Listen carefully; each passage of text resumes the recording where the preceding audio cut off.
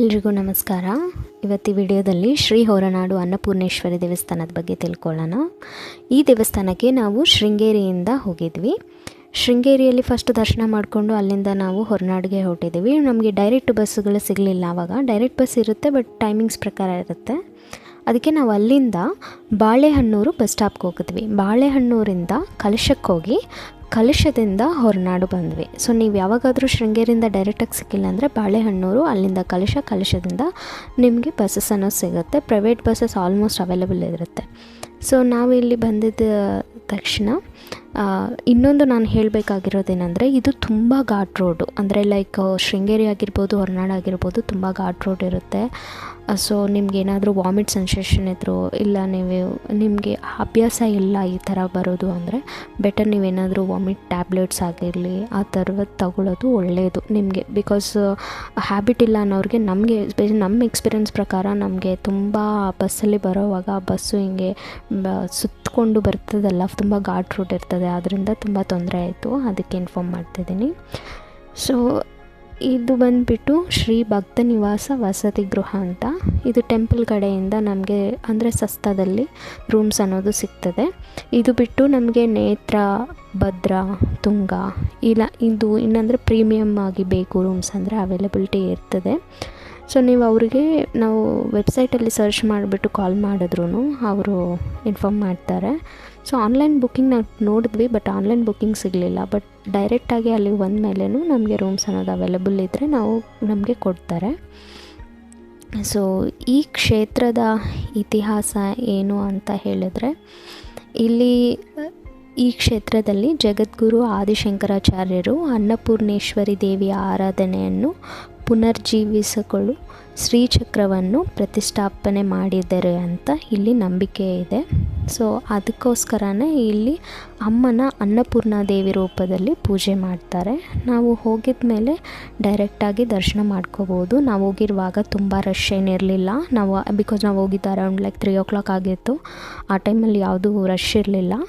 ಆ ಟೈಮಲ್ಲಿ ನಿಮಗೆ ಪೂಜೆಗಳು ಅಂದರೆ ನೀವೇನಾದರೂ ಸ್ಪೆಷಲಾಗಿ ಪೂಜೆಗಳು ಮಾಡಿಸ್ಬೇಕಂದ್ರೆ ಆ ಟೈಮಲ್ಲಿ ಇರೋದಿಲ್ಲ.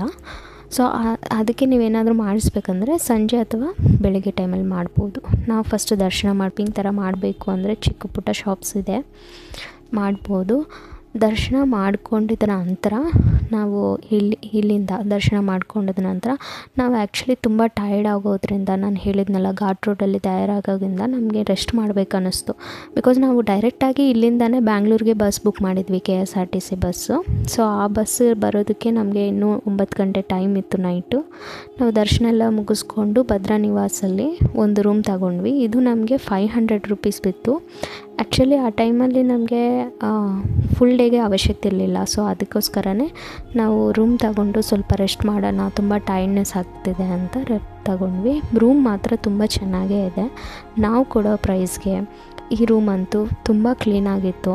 ನಾವು ಶೃಂಗೇರಿಯಲ್ಲಿನೂ ನೋಡಿದ್ವಿ ರೂಮು, ಅದಕ್ಕೆ ಟೆಂಪಲ್ಗೆ ಕಂಪೇರ್ ಮಾಡಿದ್ರೆ ನಾವು ಇಲ್ಲೇನು ರೂಮ್ ತಗೊಂಡಿದ್ದೀವಲ್ಲ ಭದ್ರಾ ನಿವಾಸದಲ್ಲಿ, ಅದು ತುಂಬಾ ಕ್ಲೀನಾಗಿ ಇತ್ತು. ಕ್ಲೀನಾಗಿ ಮೇಂಟೈನ್ ಮಾಡಿದ್ರು. ಯಾವಾಗಾದರೂ ನಾವು ಸ್ಟೇ ಮಾಡಬೇಕಂದ್ರೂ ಖಂಡಿತ ಇಲ್ಲಿ ರೆಕಮೆಂಡ್ ಮಾಡ್ತೀನಿ. ಇಲ್ಲಿ ನಾವು ಸ್ಟೇ ಮಾಡ್ಬೋದು. ವಾಶ್ರೂಮು, ಬೆಡ್ಡು ಎಲ್ಲ ಕ್ಲೀನಾಗಿತ್ತು. ಸೊ ನಾವು ಇಲ್ಲೆಲ್ಲ ರೆಸ್ಟ್ ಮಾಡಿ ಸ್ವಲ್ಪ ಮತ್ತೆ ವಿಸಿಟ್ ಆಗೋಣ ಅಂತ. ಆ್ಯಕ್ಚುಲಿ ಏನಂದರೆ ರಾತ್ರಿ 7 ಗಂಟೆಯಿಂದ ಮತ್ತೆ ಅನ್ನದಾನ ಅನ್ನೋದು ಸ್ಟಾರ್ಟ್ ಆಗುತ್ತೆ ಅಂತ ಹೇಳಿದರು ನಮಗೆ. ಅದಕ್ಕೋಸ್ಕರನೇ ನಾವು ಬಂದು ಫಸ್ಟು ಇಲ್ಲಿ ರೆಸ್ಟ್ ಮಾಡಿ ಹೇಗಿದ್ದರೂ ನಮಗೆ 9 o'clockಗೆ ಬ್ಯಾಂಗ್ಳೂರಿಗೆ ಬಸ್ ಇದೆ, ಆಲ್ರೆಡಿ ಬುಕ್ ಮಾಡಿದ್ವಿ. ಅದಕ್ಕೆ ನಾವು ಸ್ವಲ್ಪ ಹೊತ್ತು ಇಲ್ಲಿ ರೆಸ್ಟ್ ಮಾಡಿಕೊಂಡು ಅದಾಗದ ನಂತರ 7 o'clockಗೆ ಮತ್ತೆ ನಾವು ದೇವಸ್ಥಾನಕ್ಕೆ ಹೋಗಿದ್ವಿ. ಮತ್ತೊಂದು ಸಲ ಅಮ್ಮನ ದರ್ಶನ ಮಾಡ್ಕೊಂಡ್ವಿ. ಬಿಕಾಸ್ ಆಲ್ರೆಡಿ ನಾವು ಹೋಗಿರುವಾಗ ಅಷ್ಟೊಂದು ರಶ್ ಇರಲಿಲ್ಲ ಅಂತ ಮತ್ತೆ ಹೋಗಿಬಿಟ್ಟು ಅಮ್ಮನ ಮತ್ತೆ ದರ್ಶನ ಮಾಡಿಕೊಂಡು ಅಲ್ಲಿ ಅನ್ನದಾನ ಇರುತ್ತೆ. ಅನ್ನದಾನದಲ್ಲಿ ನಾವು ಹೋಗಿ ಊಟ ಎಲ್ಲ ಮಾಡಿದ್ವಿ. ಊಟ ಎಲ್ಲ ಮಾಡಿದ ನಂತರ ನಾವು ಮತ್ತೆ ಆ ಟೆಂಪಲ್ ಎದುರುಗಡೆನೇ ನಮಗೆ ಬಸ್ಸಸ್ ಅನ್ನೋದು ನಿಲ್ಲುತ್ತೆ. ಲೈಕ್ ಒಂದು ಬಂದುಬಿಟ್ಟು ಸುಗಮ, ಇನ್ನೊಂದು ಬಂದುಬಿಟ್ಟು KSRTC. ಆಲ್ಮೋಸ್ಟ್ ನಾವು ಅದೇ ಬಸ್ಸಸ್ ಆಲ್ಮೋಸ್ಟ್ ಇರುತ್ತಂತೆ ಅವೈಲಬಿಲಿಟಿ. ನಾರ್ಮಲ್ ಬಸ್ಸಸ್ ಇರುತ್ತೆ, ಬಟ್ ನಾವು ಆಲ್ರೆಡಿ ಬುಕ್ ಮಾಡ್ಕೊಂಡಿದ್ವಿ. ಬಟ್ ಒಂದು ಹೇಳಬೇಕು ಅಂದರೆ ಇಲ್ಲಿ ಬಂದರೆ ತುಂಬಾ ಮನಃಶಾಂತಿ ಆಗಿರುತ್ತೆ. ನಮಗಂತೂ ವಾಪಸ್ ಹೋಗೋಕ್ಕೆ ಮನಸ್ಸು ಬರಲಿಲ್ಲ. ನೇಚರ್ ಅಷ್ಟು ಚೆನ್ನಾಗಿತ್ತು. ಸೊ ಎಲ್ಲ ಮುಗಿಸ್ಕೊಂಡ ನಂತರ ಇದು KSRTC ಬಸ್ ಹತ್ಕೊಂಡು ಮತ್ತೆ ನಾವು ಬ್ಯಾಂಗ್ಳೂರು ರಿಟರ್ನ್ ಆದ್ವಿ. ಸೊ ಈ ವಿಡಿಯೋ ನಿಮಗೆ ಇಷ್ಟ ಆದರೆ ದಯವಿಟ್ಟು ಲೈಕ್ ಮಾಡಿ, ಶೇರ್ ಮಾಡಿ, ನಮ್ಮ ಚಾನಲ್ನ ಸಬ್ಸ್ಕ್ರೈಬ್ ಮಾಡಿ. Thank you for watching.